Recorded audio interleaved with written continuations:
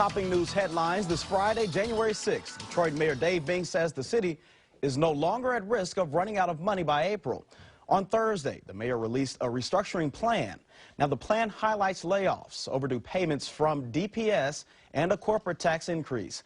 Bing says the cost savings will prevent a budget shortfall. The city currently faces a $45 million budget deficit.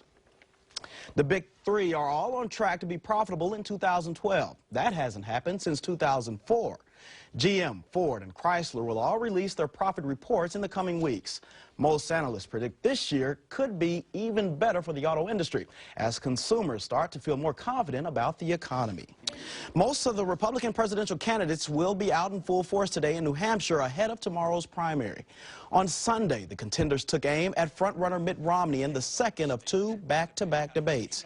Romney currently holds a double-digit lead in New Hampshire, but his poll numbers have dropped slightly in recent days.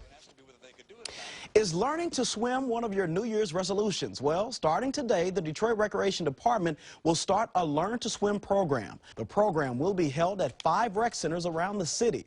Classes will be held 2 days a week over the next 10 weeks. The cost for the sessions is $10. To find out about the participating centers along with their hours, log on to cbsdetroit.com. All right, well, bringing in the new year is a time of celebration and renewed hope. And with that often comes a set of new resolutions. But keeping those resolutions takes a bit of planning.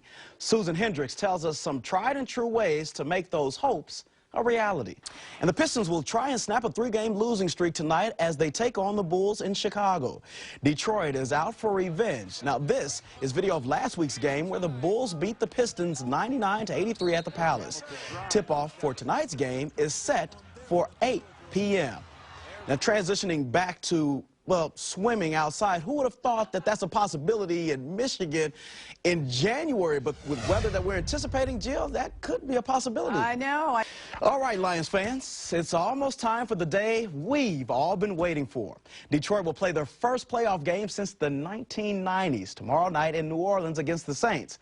Now, kickoff is set for 8 p.m., and you can listen to it on our brother station, 97.1 The Ticket. And finally, this story shows that people will go to extreme lengths to avoid traffic jams. Check this out.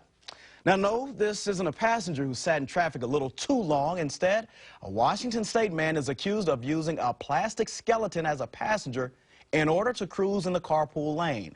Now, cops stopped the erratic driver, clock going 82 miles per hour. When the trooper approached the guy's car, he noticed the seat-belted plastic skeleton wearing a sweatshirt. Now, how did the guy think he was going to get away with that one? I don't know, Jill. Can you help me out? Help me understand. I still maintain, if you're going to do that...